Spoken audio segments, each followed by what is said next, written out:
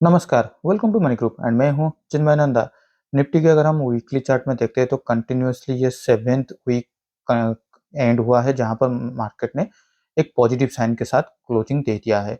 यहां पर निफ्टी पे एक रिट्रेसमेंट दिखाई दे रहा था करीब 19,500 के आसपास पे, लेकिन उसके अगले वीक या 2 वीक के अंदर ही मार्केट ने उसको ऊपर की साइड की ओर से तोड़ते ही यहाँ से 19,500 से लेके आज 21,500 लगभग 2000 का ये जो कंटिन्यूअस रैली है, इसमें एक ही बार भी अगर वीकली चार्ट के हिसाब से देखते हैं तो यहाँ पर कंसोलिडेशन हमें देखने को नहीं मिल रहा है। निफ्टी का डे चार्ट पे भी आते हैं तो डे चार्ट पे भी मार्केट ने बहुत बार अपने इस लेवल के आसपास से 21,000 के आसपास पे 20,800 से लेके 21,000 के आसपास से यहाँ पर 3-4 4-5 दिन यहाँ पर अपने आप को कंसोलिडेट होते ही रहा, लेकिन उसके बाद उसने 20,200 के आसपास को जब ये क्रॉस किया है तो वहां से अब पीछे लौटा ही नहीं है और आज क्लोजिंग होते-होते करीब फ्राइडे के दिन 21,500 तो बहुत ही अच्छा खासा ऑफसाइड की तरफ एक बुल रन की तरफ से बढ़ रहा है।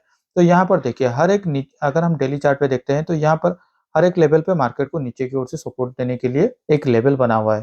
पहले ये लेवल आ जाएगा 21,200 के आसपास कहीं पर, उसके बाद 21,000 ये एक राउंड लेवल हो जाएगा।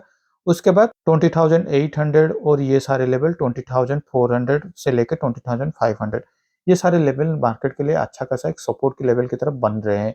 तो यहाँ इसका मतलब यही है मार्केट अगर यहाँ से डाउन भी होता है, तो हर एक सपोर्ट के लेवल पे मार्केट पे एक नया बायर्स उसको अक्यूमुलेशन हो जाएँगे, तो यहाँ पर पॉसिबिलिटी यही कम है कि मार्केट यहाँ से थोड़ा सेल ऑफ के लिए ज़्यादातर हो सकता है।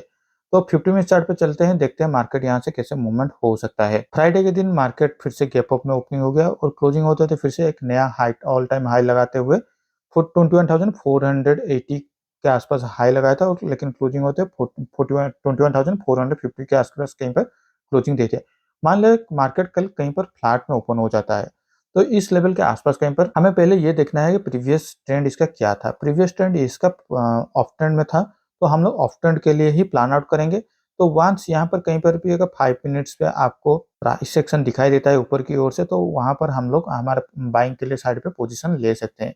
लेकिन मार्केट एक बड़ा गैप अप में ओपनिंग हो जाता है। मान लीजिए 21,550, 21,600 इतने बड़े 100 पॉइंट के आसपास कहीं पर एक बड़ा गैप अप में ओपनिंग हो जाता है, तो यहाँ पर हम लोग को इंतज़ार करना होगा। भले ही यहाँ पर हम लोग का एक बुलिश ट्रेंड चल रहा है, अप ट्रेंड की तरफ चल तो रहा है, लेकिन यहाँ पर जब भी मार्केट थोड़ा ऊपर की ओर से ओपनिंग होता है, तो यहाँ पर देखिए पहले प्रॉफिट बुकिंग आना शुरू होता है।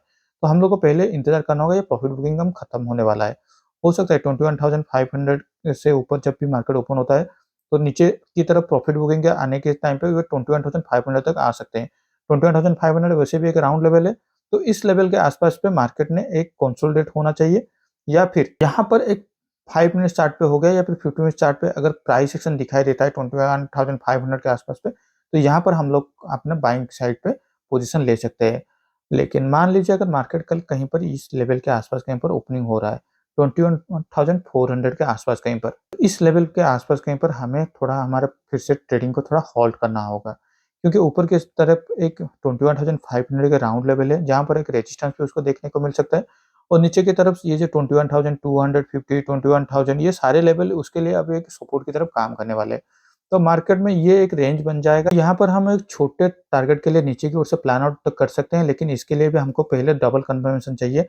50 मिनट चार्ट पे अगर यहाँ पर कोई भी एक प्राइस एक्शन दिखाई देता है या फिर एम पैटर्न फॉर्मेशन होता है, तो ही जाके हम लोग यहाँ पर सेलिंग करेंगे।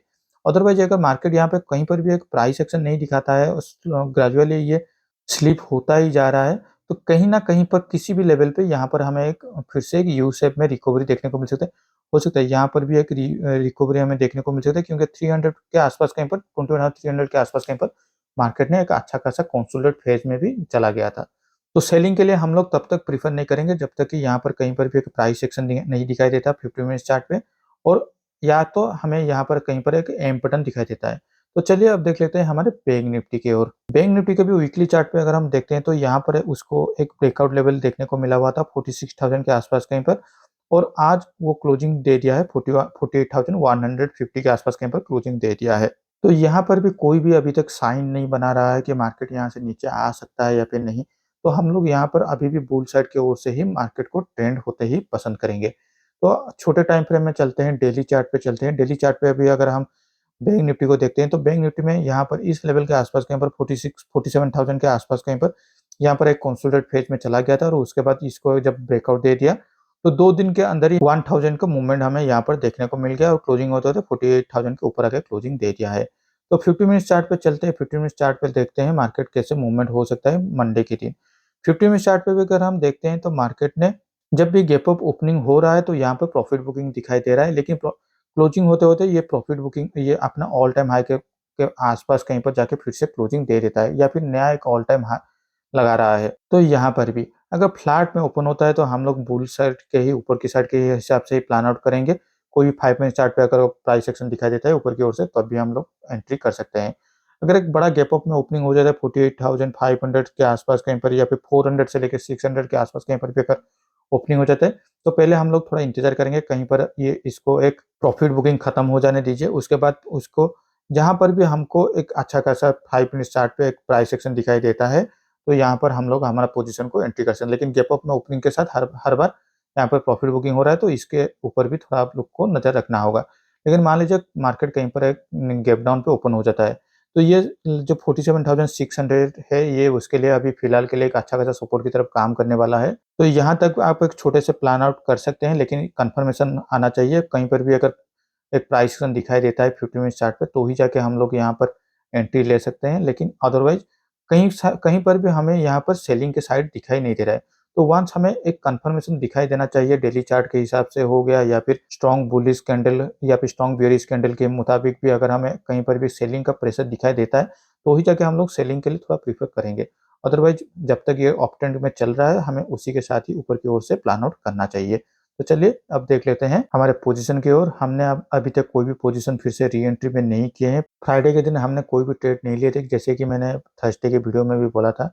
मैं अभी कुछ दिन के लिए ट्रेडिंग नहीं करने वाला हूँ और दूसरी बात मैं शायद ज़ीरोधा के भी ट्रेडिंग प्लेटफ़ॉर्म से थोड़ा दूर रहना पसंद करूँगा, क्योंकि ज़ीरोधा में थोड़ा दिक्कत यही आ रहा है जब भी मार्केट थोड़ा गैप अप या गैप डाउन पे ओपनिंग हो रहा है, तो ये थोड़ा काम करना बंद कर लेता है। और दूसरी बात यहाँ पर जब भी हम लोग थोड़ा अलर्ट सेट करते हैं, तो ये अलर्ट रियल टाइम बेस पे मुझे नहीं मिल रहा है। और तीसरी सबसे बड़ी बात, हम लोग अगर हेजिंग करना भी चाहते हैं तो यहाँ पर आउट ऑफ द मनी पे बहुत ही कम स्ट्राइक प्राइस मिलते हैं, जहाँ पर हम उसको फिर से हेजिंग के पोजीशन पे ले सकते हैं।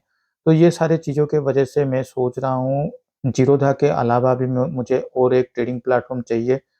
कोटक नियो का जो ट्रेडिंग प्लेटफ़ॉर्म है वो सही है, लेकिन मुझे वहाँ पर ट्रेडिंग करने पे ज़्यादा फिज़िबिलिटी नहीं मिलता है। मुझे ये पता नहीं क्यों, लेकिन मुझे वहाँ पे ज़्यादा फिज़िबिलिटी नहीं मिलता है। हाँ, लेकिन उसमें मेरा होल्डिंग पोज़ीशन ज़्यादा रहता है स्टॉक के ऊपर। तो आप ही मुझे कुछ सजेशन दे सकते हैं, कुछ ब्रोकर्स के, जहाँ पर हम लोग ट्रेडिंग के लिए अच्छा खासा एक एनवायरनमेंट मिल सकता है। तो आज के लिए इस वीडियो में बस इतना ही। Thank you for watching my video.